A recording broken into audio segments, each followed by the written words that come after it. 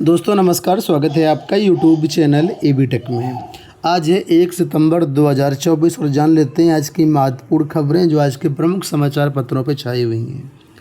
सबसे पहले ही दिन मंथ की पहली शुरुआत है और आज के दिन ही आपको एक बड़ी खुशखबरी स्क्रीन पर नज़र आ रही है। ये खुशखबरी है नए शिक्षा सेवा चयन आयोग को लेकर के। आप लोग जानते होंगे कि नया शिक्षा सेवा चयन आयोग में अभी तक स्थायी अध्यक्ष नहीं थे और यहाँ पर अभी हाल ही में 25 अगस्त को इंटरव्यू करवाए गए थे और 5 नाम सेलेक्ट करके मुख्यमंत्री जी के पास फाइल भेजी गई थी। तो मुख्यमंत्री जी ने इसका चयन कर लिया है। फिलहाल नए शिक्षा सेवा आयोग को जो स्थायी अध्यक्ष हैं वो मिल चुके हैं। तो ये देखिए लिखा हुआ है कि कीर्ति के हाथ उत्तर प्रदेश शिक्षा सेवा चयन आयोग की कमान। तो ये जो कीर्ति हैं यही नए शिक्षा सेवा आयोग की अध्यक्ष हैं। अब ये कौन है इनके बारे में यहाँ पर देखिए नीचे दिया गया है कि गोरखपुर यूनिवर्सिटी सोशोलॉजी की प्रोफेसर डॉक्टर कीर्ति पांडे को उत्तर प्रदेश शिक्षा सेवा चयन आयोग का अध्यक्ष बनाया गया है। मुख्यमंत्री योगी आदित्यनाथ ने आवेदन पत्रों की स्क्रीनिंग कमेटी की ओर से भेजे गए 5 नामों में से कीर्ति पांडे का चयन किया। यह आयोग बेसिक से लेकर के अशासकीय सहायता प्राप्त एडेड माध्यमिक, एडेड महाविद्यालय सहित कई और शिक्षण संस्थानों में शिक्षक भर्तियां करेगा।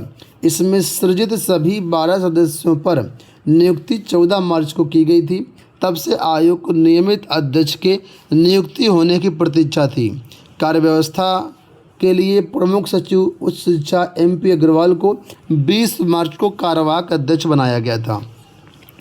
तो एक बहुत बड़ी खुशखबरी है कि नए शिक्षा सेवा आयोग में अध्यक्ष की नियुक्ति हो चुकी है और अब भर्तियों में आपको देखने को तेज़ी मिलेगी आगे।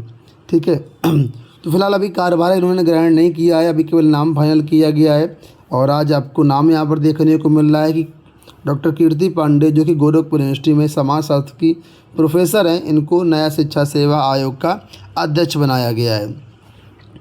अब यहाँ पर देखिए नया शिक्षा सेवा आयोग कौन कौन भर्तियाँ करेगा उसके बारे में बताया गया है कि अशासकीय सहायता प्राप्त एडेड महाविद्यालय यानी कि असिस्टेंट प्रोफेसर की भर्तियाँ, एडेड अल्पसंख्यक महाविद्यालय यहाँ पर भी असिस्टेंट प्रोफेसर की भर्तियाँ, एडेड माध्यमिक विद्यालय TGT PGT की भर्तियाँ, उच्चतर माध्यमिक विद्यालय, हाई स्कूल या उनसे संबद्ध प्राथमिक विद्यालय और भी कई सारे विद्यालय यहाँ एडेड जूनियर वगैरह, संस्कृत विद्यालय, बेसिक शिक्षा, प्राइमरी टीचर वैकेंसी, ITI में टीचर की वैकेंसी, UP टेट, ये सारा का सारा आयोजन जो है ये नया शिक्षा सेवा आयोग करेगा। तो कहने का मतलब ये है कि UP TGT PGT परीक्षा के लिए अब थोड़ा सा प्रक्रिया आगे बढ़ेगी। UP टेट प्राथमिक शिक्षक भर्ती, इनके लिए भी अब कार्य सुचारू रूप से शुरू होगा। नीचे यहाँ पर देखिए दिया गया है कि अभी तक शिक्षक भर्तियाँ अलग अलग भर्ती संस्थानों से हो रही थी। मुख्यमंत्री के निर्देश पर एकीकृत शिक्षक भर्तियाँ कराने के लिए उत्तर प्रदेश शिक्षा सेवा चयन आयोग का अधिनियम 23 अगस्त 2023 को बनाया गया। इसमें एक अध्यक्ष, 12 सदस्यों के पद सृजित किए गए।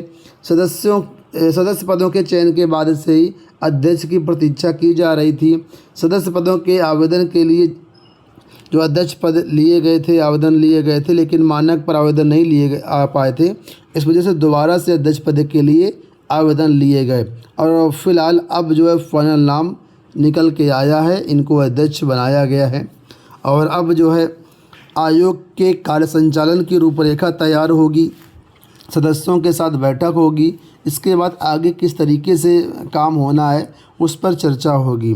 तो अब उम्मीद है कि आयोग जल्द ही क्रियाशील हो जाएगा और इसके बाद भर्तियों के संबंध में निर्णय ले पाएगा। हालांकि आपको बता दें अध्यक्ष आ गए हैं, अभी इसमें जो है कई प्रशासनिक अधिकारियों की भर्तियां होनी है। ठीक है, हालांकि वो तो सरकार जो एक तरीके से प्रतिनियुक्ति के आधार पर रखेगी, तो जब चाहे किसी को प्रतिनियुक्ति दे सकती है। और अभी इसमें एम्प्लॉय की भर्तियाँ, ग्रुप C में क्लरिकल स्टाफ वगैरह की भर्तियाँ हैं, आउटसोर्सिंग से कंप्यूटर ऑपरेटर वगैरह की भी भर्तियाँ होनी है। तो थोड़ा सा वक्त अभी इसमें और लगेगा और इसके बाद ये सारी चीज़ें आगे बढ़ेंगी।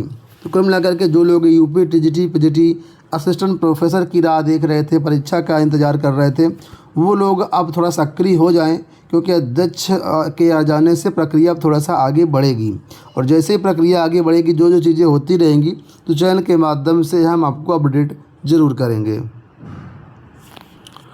उत्तर प्रदेश में आप लोग जानते हैं 68,500 शिक्षक भर्ती मामले में हाईकोर्ट ने नई प्राथमिक शिक्षक भर्ती करने का आदेश दिया है और 68,500 में जो याची अभ्यर्थी हैं उनको इस पर एज में रिलैक्सेशन देने की भी बात कही है। उसी के बारे में यहाँ पर देखिए अपडेट है कि इलाहाबाद हाईकोर्ट की लखनऊ पीठ ने वर्ष 2018 में शुरू हुई 68,500 शिक्षक भर्ती के तहत 27,713 पदों के लिए 2 महीने में परीक्षा कराने का आदेश दिया है। इस संबंध में राज्य सरकार व बेसिक शिक्षा को निर्देश दिया गया है। कोर्ट ने अपील दाखिल करने वाले अभ्यर्थियों को अधिकतम आयु सीमा में छूट देने पर भी गौर करने का आदेश दिया है। कोर्ट ने कहा कि अगर परीक्षा में कोई बाधा हो तो इसकी जानकारी एक हिंदी और अंग्रेजी अखबारों में प्रकाशित कराएं, जिससे अभ्यर्थियों को पता चल सके कि परीक्षा क्यों नहीं कराई जा सकी।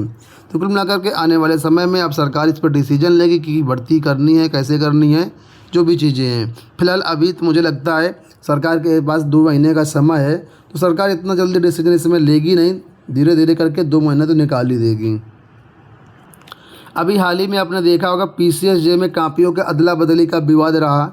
इसके बाद लोक सेवा आयोग की काफ़ी साख गिरी। इसके बाद फिर से लोक सेवा आयोग ने सभी अभ्यर्थियों की कॉपियाँ दिखाई छात्रों को और उसके बाद फाइनल रिजल्ट जारी किया गया है। तो यहाँ पर कुल मिलाकर के छात्र देखा जाए तो केवल 2 अभ्यर्थी बाहर हुए हैं, लेकिन कई अभ्यर्थियों के रैंक जो है बदली गई है।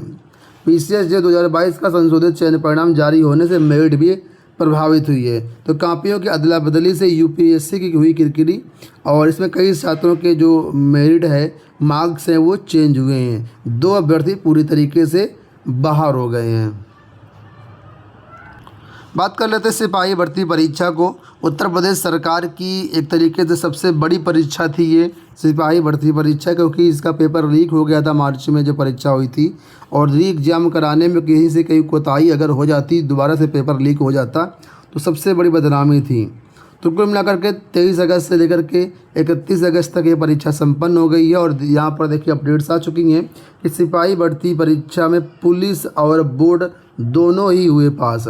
पेपर लीक की आशंकाएं साबित हुई गलत, सफलतापूर्वक परीक्षा हो गई संपन्न।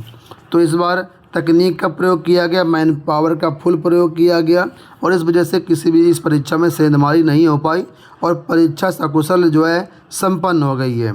इसमें कल मुख्यमंत्री जी का भी ट्वीट आया था कि परीक्षा सकुशल संपन्न हुई है। इसके अलावा यहाँ पर देखिए प्रशांत कुमार जो DGP है, उनकी तरफ से बताया गया है कि भर्ती परीक्षा बिना व्यवधान के संपन्न कराना भविष्य की सबसे बड़ी सार्वजनिक परीक्षाओं के लिए एक मानक स्थापित करता है।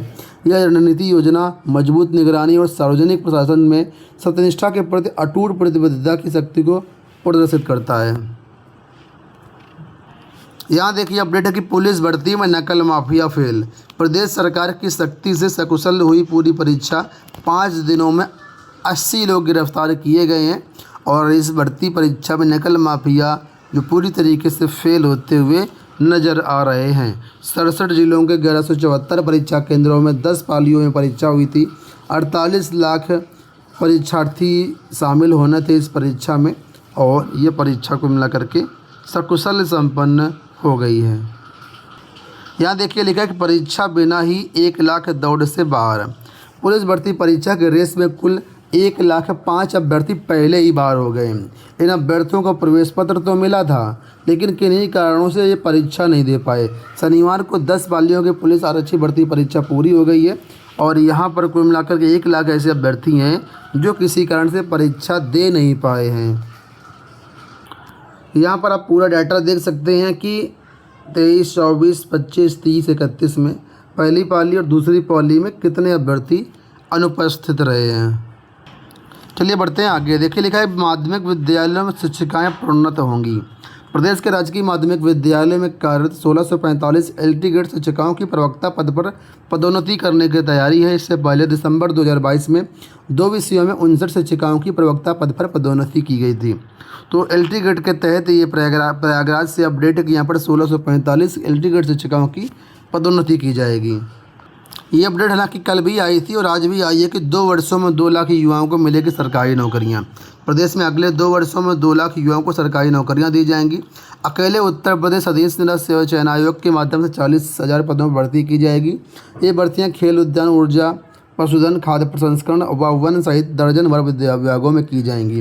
मुख्यमंत्री योगी आदित्यनाथ की ओर से सभी विभागों को निर्देश दिए गए कि वे खाली पदों को भरने के लिए जल्द से जल्द अधियाचन भेजें। नवगठित शिक्षा सेवा चयन आयोग में जल्द चेयरमैन की नियुक्ति होगी। फिर डिग्री कॉलेजों में माध्यमिक स्कूलों में शिक्षकों की खाली पद भरे जाएंगे। सरकारी नौकरियों के अलावा युवाओं को आउटसोर्सिंग में संविदा पर भी नौकरी दिलाई जाएगी। तो सरकारी विभागों में 2 लाख पदों पर भर्तियों के बारे में यहाँ पर आज सूचनाएं दी गई हैं। दोस्तों ये हो गई आज की सारी सूचनाएं। फिलहाल इस वीडियो में इतना ही। धन्यवाद।